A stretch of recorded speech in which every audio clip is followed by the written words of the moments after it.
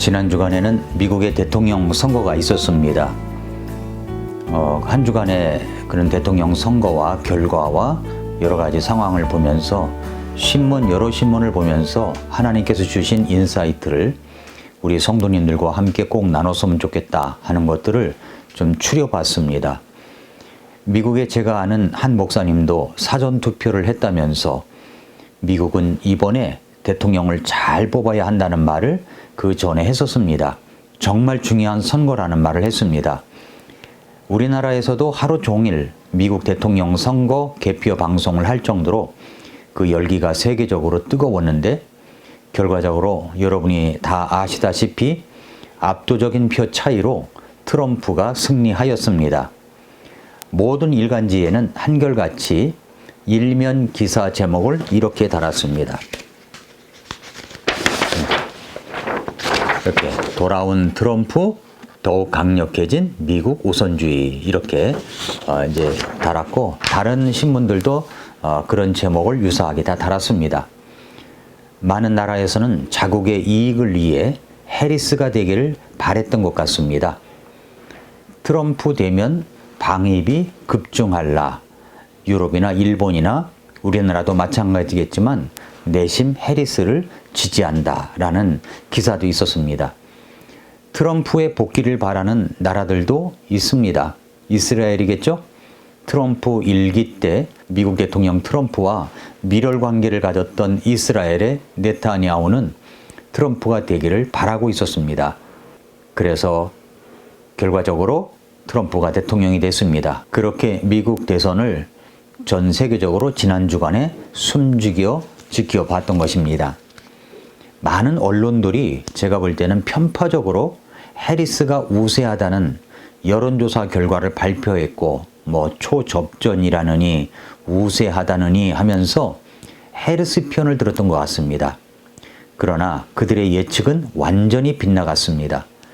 우리나라 언론 방송사도 미국의 CNN과 같은 이 좌평양 방송들의 이야기하는 것만 베껴서 방송한지는 모르겠지만 방송이나 신문을 보면 모두 해리스는 좋은 면만 부각시키고 트럼프는 바람둥이, 문제투성이, 그리고 범법자라는 그런 생각만 갖게 이렇게 부각시키는 것을 느낄 수가 있었습니다.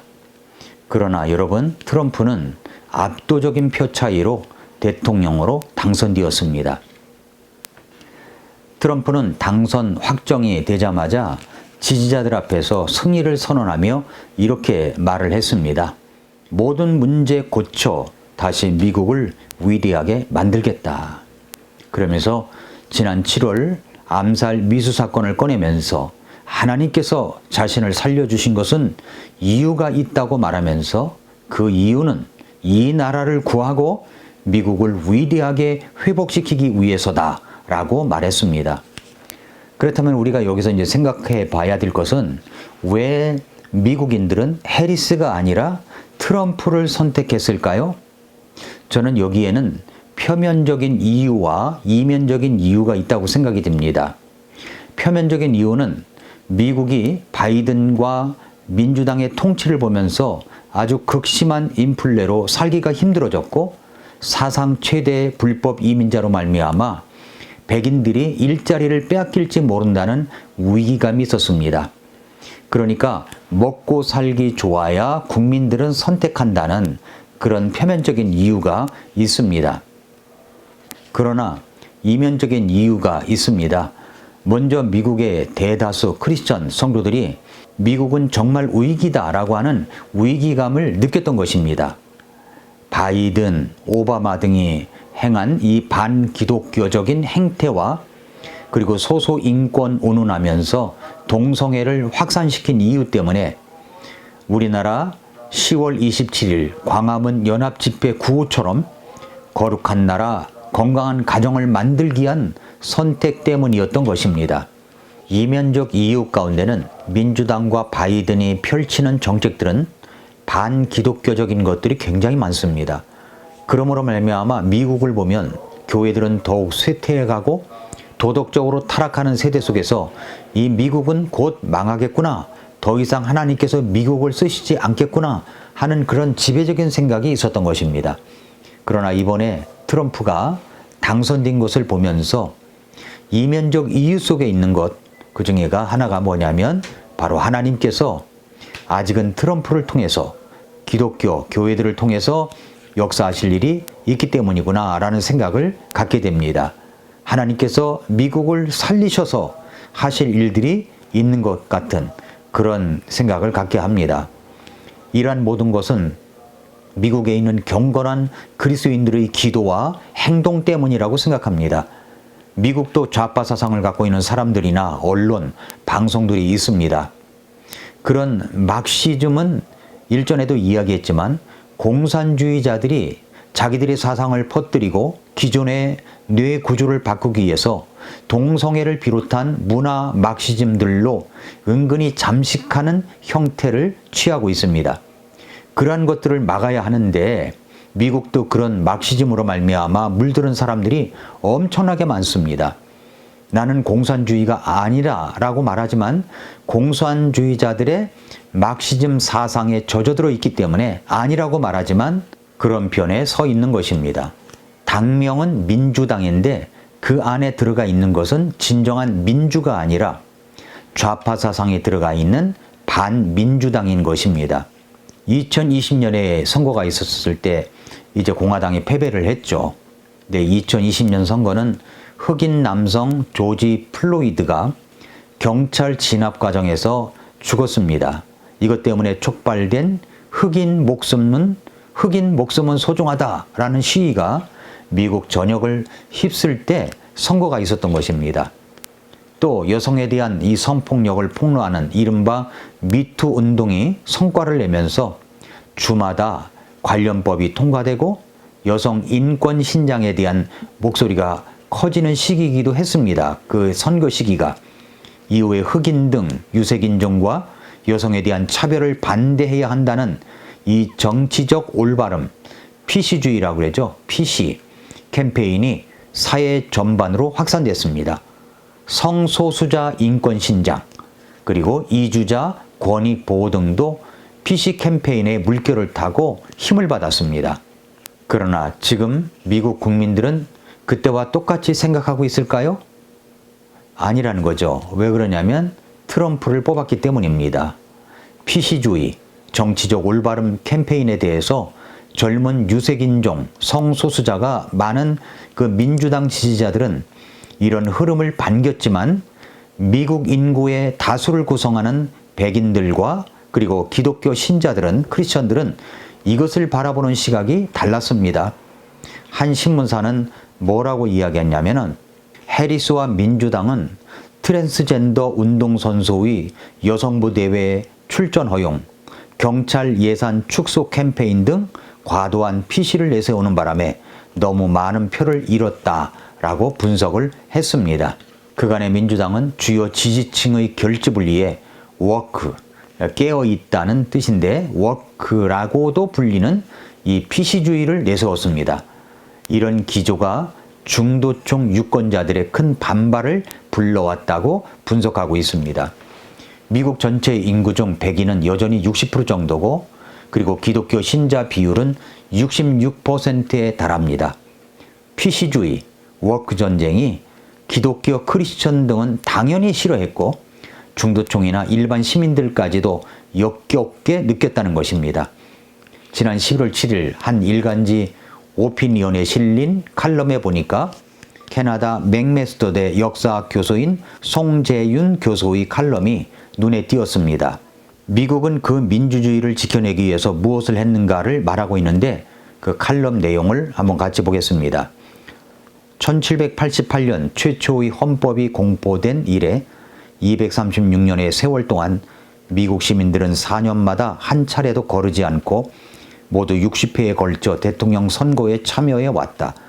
헌법의 준엄한 명령에 따라 치러진 선거의 결과에 그 누구도 감히 불복할 순 없다. 개임의 규칙은 엄격하며 실정법은 강력하다. 이펀주의와 민주주의를 결합한 미국식 자유민주주의는 인류 정치사의 경험과 지혜를 집약하고 있다. 18세기 말 영국의 식민지 아메리카의 연방주의자들은 고대 그리스 민주정과 로마 공화정은 물론 서유럽 근세 정치사의 선례를 샅샅이 뒤져가며 열띤 논쟁을 거쳐 헌법의 초안을 짰다. 군주정을 부정하여 공화정을 수립한 미국의 국부들은 국가 권력의 집중을 막기 위해 정부를 셋으로 쪼개고 다수당의 전횡을 막기 위해 의회를 둘로 나눴으며 다수 독재와 폭민 정치를 막기 위해서 법의 지배를 명시했다. 최소 62만 명이 목숨을 잃은 남북전쟁을 치르고서 지켜낸 50개 주의 연방이기에 지금도 미국 대선은 전국 득표율과 어긋날 수 있음에도 선거인단 투표제를 유지하고 있다. 미국은 최초의 헌법이 공포된 지 3년 후에 10개의 수정안을 담은 권리장전을 채택했으며 이후 200여 년에 걸쳐 17개 수정안을 추가로 인준하여 공화국의 헌정사를 중단 없이 이어왔다. 세계 최초의 민주국가 미국에서 선거 민주주의가 여전히 작동되고 있다는 사실은 세계사적 중대성을 갖는다. 민주주의 태조가 두드러지는 시대이기에 더욱 그러하다. 민주주의를 받아들인 동구, 남미, 아프리카, 아시아의 여러 나라는 혼란과 실패를 거듭하고 있다. 엘살바도르, 헝가리, 세르비아, 티니지, 티리키에 등의 민주주의는 질식 상태에 이르렀고 보츠와나, 조지아, 온두라스, 인디아, 인도네시아, 필리핀, 스리랑카의 민주주의도 표류 중이다. 그 틈에 러시아, 중국, 이란, 북한은 악의 동조를 이루고 반자유의 선전전을 펼쳐서 글로벌 사우스, 개발도상국의 독재화를 유도하고 있다. 좀 길지만 계속 들어보시기 바랍니다. 다시금 국제정세는 민주와 반민주의 대결 양상이다. 여기서부터가 중요한 겁니다. 권위주의 도전이 거세지만 민주주의는 놀라운 탄력성을 보인다. 지난 8월 방글라데시 시위대는 15년간 군림하던 독재자 셰이크 하시나를 몰아냈다. 수백 명이 죽고 2만 명 이상이 다치면서 얻어낸 민주의 승리였다. 베네수엘라에서도 자유의 투사들은 지난 7월 재집권한 마두로 정권에 대항하여 부정선거의 숱한 증거를 밝혀내며 국제사회의 지지를 얻어가고 있다. 표면상 독재 정권은 강력해 보이지만 민주주의는 쉽게 사망하지 않는다. 인류 공동의 지혜가 빛의 속도로 전파되는 디지털 정보혁명의 시대이기에 더더욱 자유와 민주의 확산은 인류사의 도도한 흐름이다. 마지막 글에서 이제 더욱 공감을 갖습니다. 여기서 한번 계속 보시기 바랍니다. 일각에선 과민한 논객들이 트럼프가 당선되면 한반도의 재앙이 닥칠 수도 있다며 염려증을 보이지만 다 그렇지 않았습니까? 단기적 국익만 따지는 관견일 뿐이다. 10대 부국이라면 우리나라가 그 10대 부국이라는 거죠. 그에 합당한 책임의식을 발휘해야만 한다. 한미 동맹의 유지를 위해 필요하다면 기꺼이 분담감을 늘리고 국제적 원조로 큰 혜택을 입은 만큼 자유주의적 국제질서의 강화에 물심양면으로 공헌해야 할 때다. 우리나라가 지금 그런 때라는 겁니다.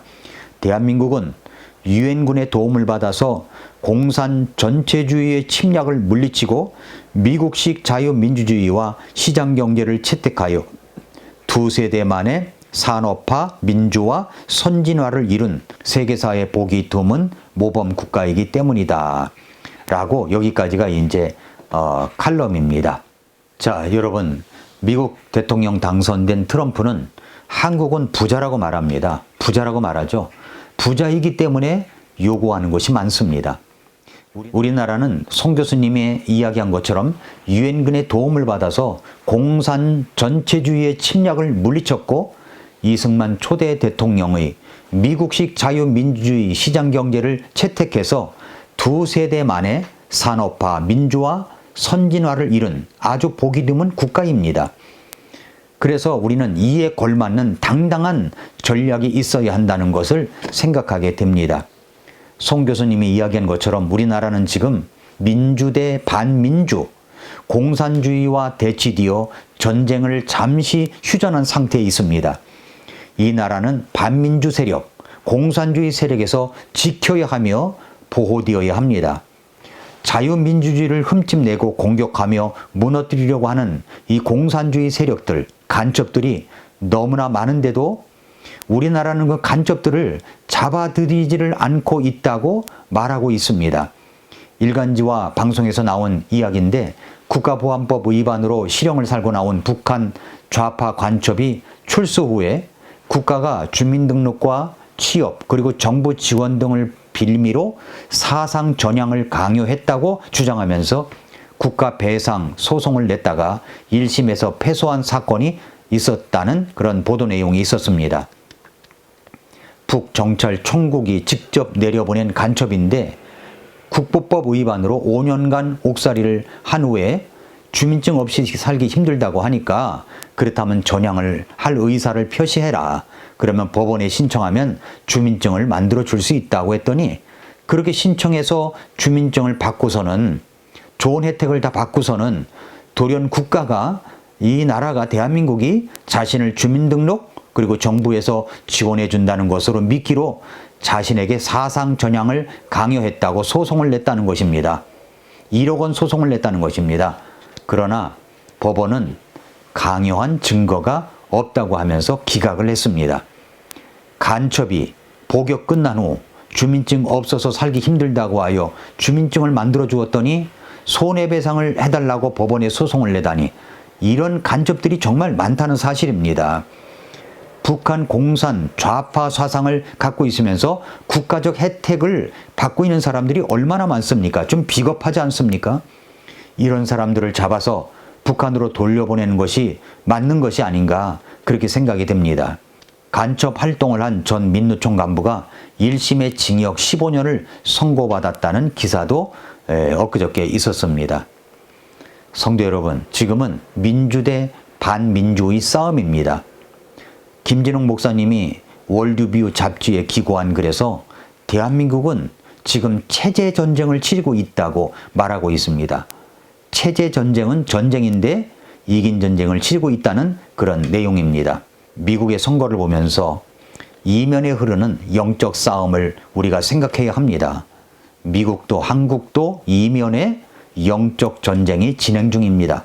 겉으로야 민주 대 반민주 전쟁이라고 하지만 그 속에는 반민주 세력, 공산주의 세력들이 점점 더 잠식하여 이 나라를 완전히 무너뜨리려고 하는 속셈이 있습니다. 결국은 사람들이 교회에 대해 거부감을 느끼게 하고 복음을 받아들이지 못하게 문화를 혼란스럽게 만드는 일들이 진행 중인 것입니다. 그러므로 간첩은 잡아내야 됩니다. 이들은 나라를 무너뜨리는 포도원의 작은 여우들입니다. 영적으로 싸우는 것 속에서 우리들을 허무는 이 작은 여우들을 잡아내야 됩니다. 문화라는 이름으로 노래나 영화로 스마트폰의 저질적인 영상으로 점점 더 그런 모습들이 문화 막시즘이 확장되고 있습니다. 우리는 이 나라를 지켜가야 합니다. 거룩한 나라, 건강한 가정을 세워가야 합니다. 우리는 깨어 있어야 됩니다. 교회로 모이기에 힘쓰고 진실한 마음으로 영과 진리로 예배드리는 진정한 예배자가 되어야 합니다. 성경은 말씀합니다. 베드로후서 3장 1절부터 9절 말씀에 그런 내용이 나오는데 주님의 날이 속히 온다고 이야기하면서 그러나 사랑하는 자들아 주께는 하루가 1000년 같고 1000년이 하루 같다는 이 한 가지 사실에 무지한 자가 되지 말라. 주께서는 자신의 약속에 대해 어떤 사람들이 더디다고 생각하는 것 같이 더디지 아니하시며 오히려 우리를 향해 오래 참으사 아무도 멸망하지 아니하고 모두 회개에 이르기를 원하시느니라 라고 했습니다. 그렇습니다. 이렇게 예수님이 오실 날이 얼마 남지 않았지만은 예수님은 한 사람이라도 더 회개하기를 기다리고 계십니다. 지금은 자다가 깨어 있어야 될 때입니다. 이제 지난 주간에 있었던 미국 대통령 선거를 보면서 영적 흐름이 어떻게 흘러가고 있는가 하는 것들을 보았습니다. 오늘도 미라클 모닝입니다.